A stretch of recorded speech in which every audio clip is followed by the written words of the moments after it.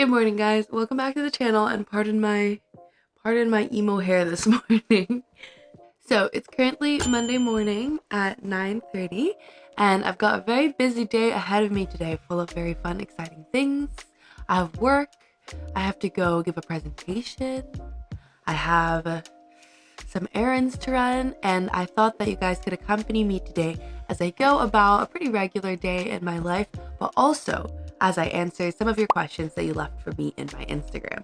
So instead of just a sitting down Q&A video, I thought it would be fun to kind of combine both a vlog and a Q&A and bring you around with me as I do everything that I have planned for today, but also answering some of your questions. So hopefully you get to know me a little bit better and we can just become that much closer. So I'm gonna get up and we're going to do our morning skincare, and I'll chat to you then. Oh, it's an odd sound. How many times have I done that transition, guys? Okay, so the first question I'm answering is about my skincare routine. I'm gonna start off by washing my face with the CeraVe Foaming Facial Cleanser. So I start off by cleansing my face. So I typically start with some vitamin C. This is the one that I use sometimes, and then I rotate it with this, which is not in English, but I will put the information somewhere up there. Rub it a little bit and then apply it all over my skin.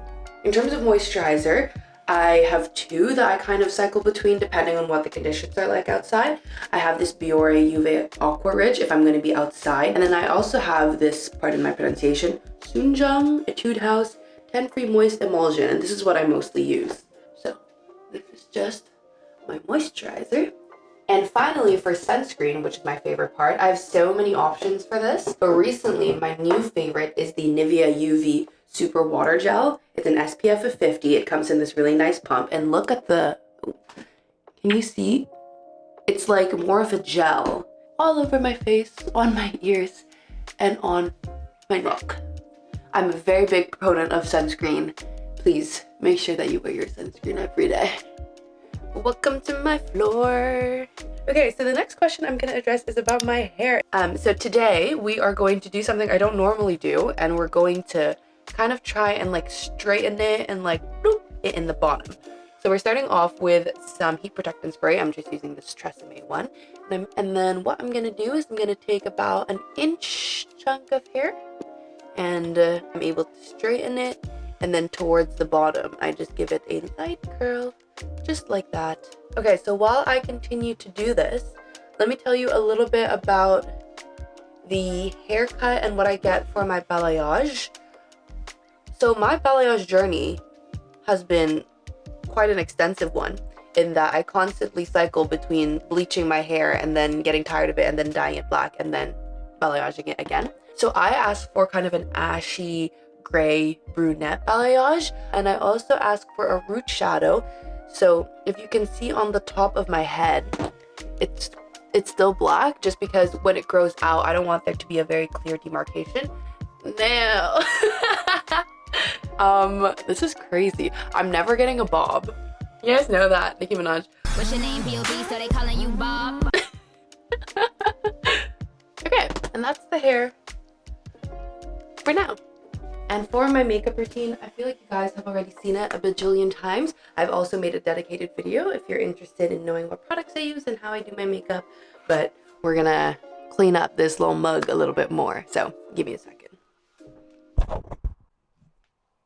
Okay, the makeup is on. Hopefully I look a little bit more presentable. And now we're moving on to our next question, which is a little bit more about the professional wear, the business casual clothes that I wear in med. So let me just give you my very basic formula of what I wear when I'm in the clinic, when I'm in the hospital, or anywhere where I have to dress a little bit more professionally. I like to wear pretty loose, flowy dress pants and some kind of vest or tank that, obviously covers the midriff and isn't like spaghetti straps or anything like that. So these are my favorite trousers. They're from Princess Polly. They're the Archer pants. And this is a kind of like sweater vest looking thing. Hopefully you can see the texture on it. So this one is from Brandy Melville, I think. It's a little bit short, but it still covers my midriff if I raise my hands. So once again, I've worn this exact same outfit Love the top, love the pants. If I don't want to wear black, I also have the brown effortless pants from Aritzia. And then I can very easily swap it out. So this is also from Brandy Melville, Princess Polly. Oh, wait, this is so cute. And so hopefully that's a bit helpful. I know it can be tough trying to dress professionally, but still look a little bit stylish. So hopefully this gave you a little bit of inspiration. Now, we're gonna go down and we're gonna eat some food. My friend Julian says, also, Sab, you must do the New York Times mini today. One of the foods is something you say all the time. Sign me up. Oh, I did it already. Guys, I'm so serious about my New York Times mini. Look at that, 14 seconds. One day I will get it done in less than 10 seconds, and that will be the greatest day of my life.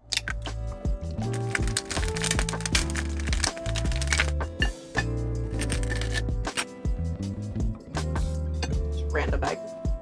And that's brekkie. Now I'm going to transition into answering more questions about med and my undergrad and how I kind of got to where I am now. The first question that I get asked all the time is why medicine?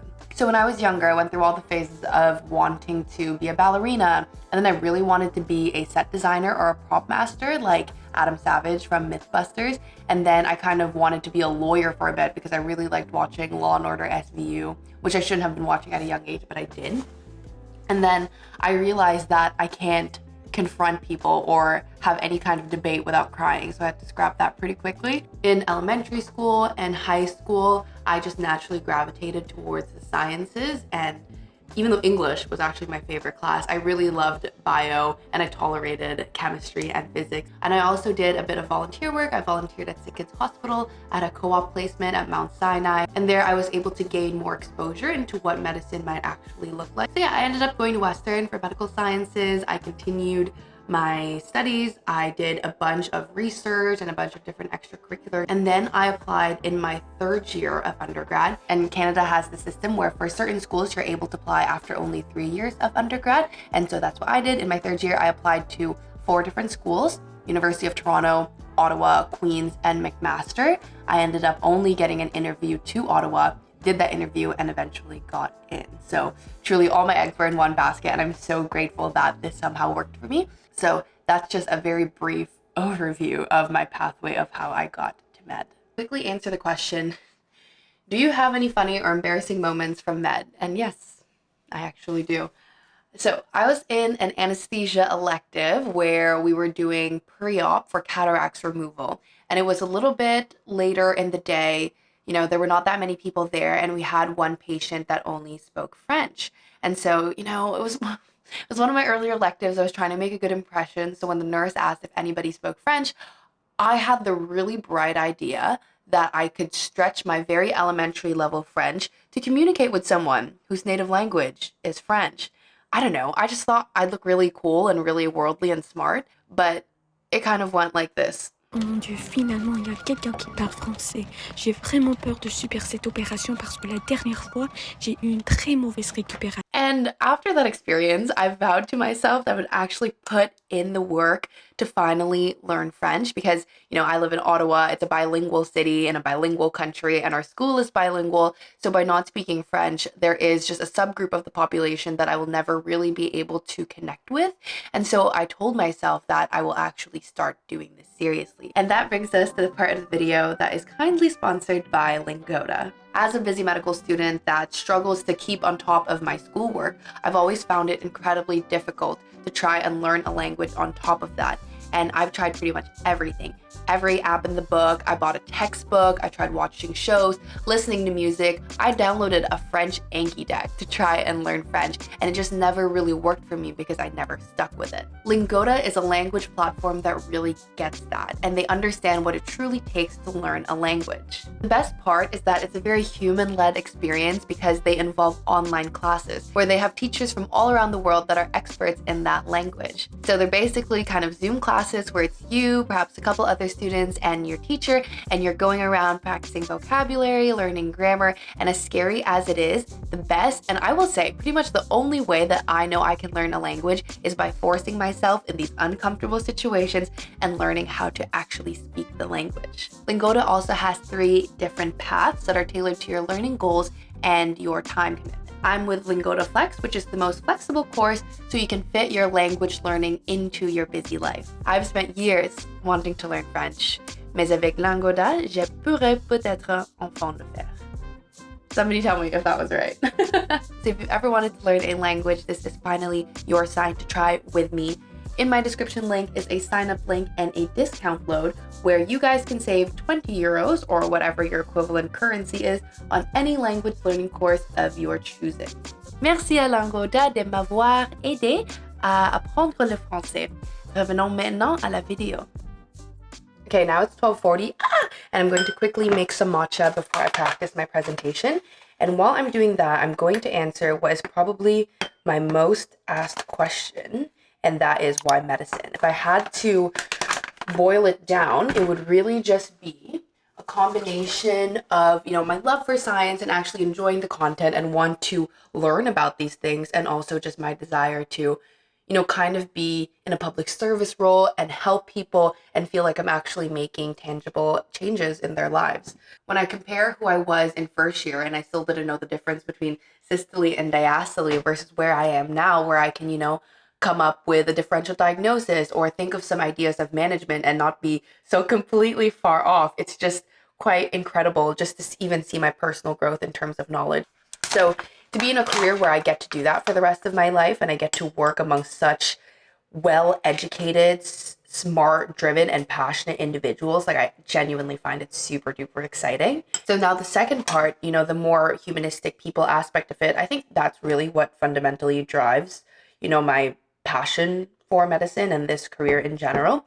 It's just that, sorry if it's a bit grand, but if I think about me on my deathbed, kind of reflecting on my life and everything that I've accomplished, knowing that all of my years of education and all of my decades that I'm going to be spending in this career is going to be in pursuit of improving the lives of others, it doesn't get any better than that. Okay, now I'm really running late, so let's go ahead and prep for this presentation.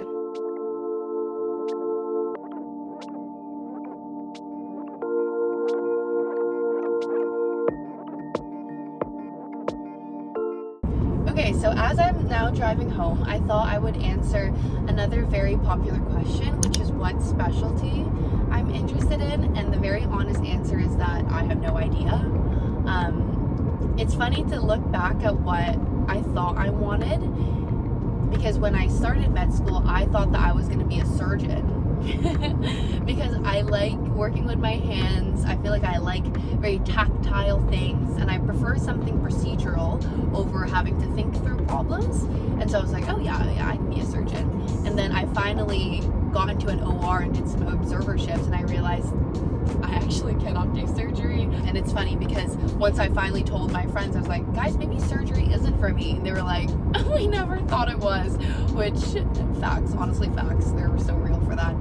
So now, the issue is that I don't know. I really don't know. I'm very open to family medicine. I'm very open to anesthesia. I like dermatology. I'm trying to keep an open mind as much as possible. I don't want to pigeonhole myself too early. And so yeah, the answer is I don't know.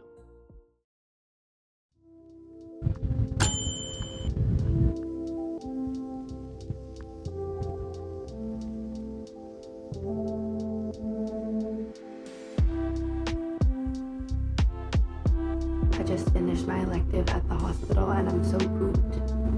But here's my fit. Okay, let's get a fit check.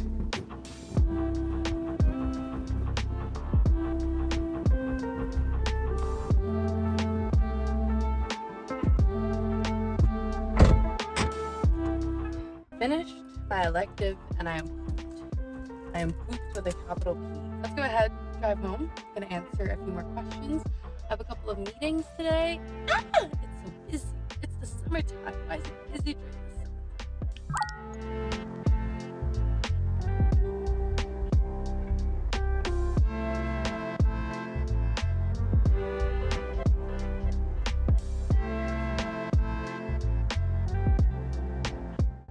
Hi everyone. I just finished making a tiramisu. Who wants to see? Who wants to see? Okay, she's been prettier, but she is quite massive, and As you can see, this cake is too big for this container, but this is what I had. What was supposed to be a day in my life has become more of a week in my life because I don't have enough time in a day to film. So I'm going to be sporadically just filming the things that I'm doing and answering questions in between. Now we're going to pretend like we didn't have a full day break, and let me answer the question. How do I stay focused when I study? Okay, so the first thing is to understand your learning style and really adapt your studying to it. For example, if you're a visual learner, you can use mind map. If you like rote memorization, you can use Anki. If you like teaching and verbalizing things, you can do group studying. You really want to adapt based on what you know works for you. Another thing that I like to do is to really vary and optimize my studying environment. And that can mean many things. It can mean moving to the couch like this so I could sit down. It could mean, really cleaning up your desk space before you're studying, making sure it's decluttered, moving your phone into a different room. Or if you're like me and you don't like studying at home all the time, you can study in school, go to really aesthetic cafes, study outdoors. And I feel that just changing my environment really boosts my productivity. So that's also a way that I stay focused. Another thing that I really enjoy are pomodoros, which is just a studying technique where you study on for a specific amount of time and then you have a break. And this could be just doing a pomodoro cycle yourself or following along with a study with me video, which I've done 2 of already. Put it on the screen somewhere here. And this just forces you to take breaks and study for an allocated time. So hopefully it encourages you to not just dilly-dally. So I try and use all of these methods and use whatever combo I need to really keep me focused. But please don't think that, I'm some productivity guru and that I don't get distracted, because believe me, if anybody knows procrastination, it's me. Okay, now we've moved to my bed. I have a very similar question, which is, how do you not burn out? Let me start off by saying that I have burnt out many, many times. And I think it is quite inevitable when you're in a very high volume kind of degree. Like when you're in med, you learn so much in such a small amount of time that it's almost impossible not to burn out. Don't be harsh on yourself or think that you're a bad student because you burn out, because it is a very, very normal sensation. So my tips for not burning out is remembering that you are a person first before anything else. And if you only prioritize studying, you wake up and you study and you go to school and you study and you go to sleep and then you study, then truly there is no way that that is sustainable at all. As much as med and just being a student in general is an integral part of my personality, I like to think of myself also as somebody that likes to go to the gym, and I like movies, and I like reading, and I like art, and I like spending time with my friends, and I also happen to be a student. So don't revolve your entire life and put your self-worth based on your grades and on your studies, because that's just, I think a recipe for disaster. And another thing that I like to do is try and set routines as much as possible, whether that means going to the gym at the same time, several times a week, whether it means hosting Sunday movie nights with your friends or scheduling FaceTimes with your family or your friends. It's good to set specific times in the week where you're dedicated to not studying, so it encourages you to actually have a life outside of school. Something that I also wish I did more was to kind of treat your studies like a 9 to 5, and it doesn't have to follow that schedule, but setting a time in the day where once you reach that time, there's no more studying. So yeah, prioritizing the fact that you're a person first, setting routines for yourself, and treating your studying like a 9 to 5. Those are some of the methods that I think can hopefully help combat the burnout.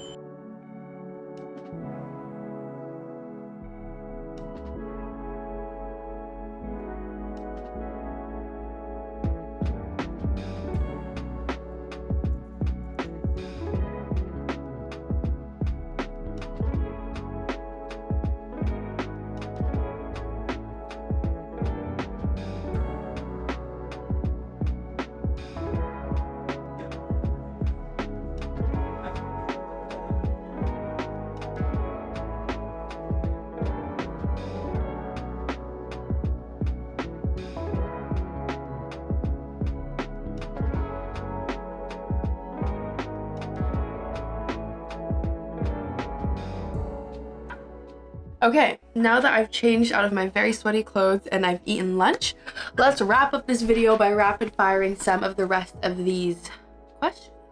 What is my ethnic background? I'm half Filipino and half Chinese. My mom is Filipino and my dad's Chinese. I was born in the Philippines in Baguio City, and I moved to Canada when I was around 10 years old. Have I visited the Philippines? Yes, I am from there. I think I've visited maybe once or twice. I haven't been in, oh my god, I don't know, like 6 or 7 years, and I hope to go back in the next couple of years. I know I have a bunch of viewers from the Philippines, so kumusta?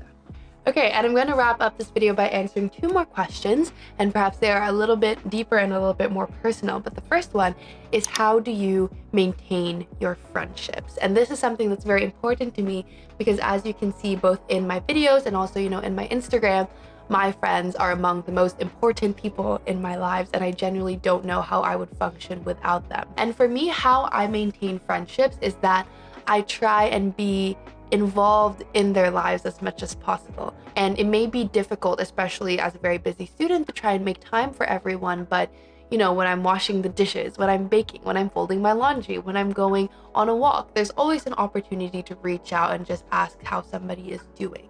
I don't know if I have any specific advice. I think it's just, once you understand the value of a very good friendship and how many benefits you can reap from a very close bond with somebody else, you kind of just naturally fit them into your lives. You are never too busy to call your mom. You are never too busy to call your friends and just ask them how they're doing. You are never too busy to send a text. We are all busy, and make sure that you make time for the people that love and care for you, because the more time that you spend cultivating these relationships, the more you're going to be able to get out of it.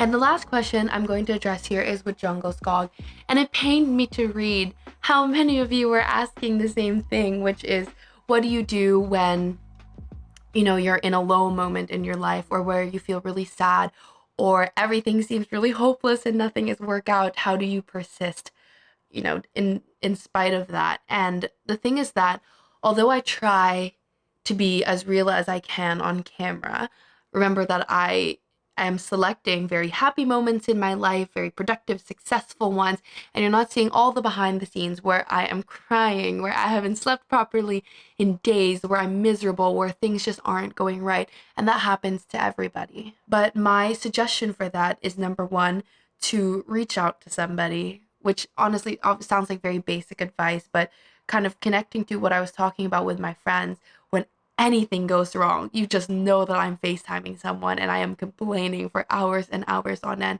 When I was younger, I would internalize things as much as possible, and I didn't want people to see me sad or see me upset, because it kind of went against the preconceived notion that I'm this very positive person. But once I relied on people, I was able to get through anything. My other recommendation overall is to have more compassion for yourself, which people say all the time, but it's something that you have to learn, and it's something that you have to practice. And, I'm in therapy, and I've been in therapy for over a year now.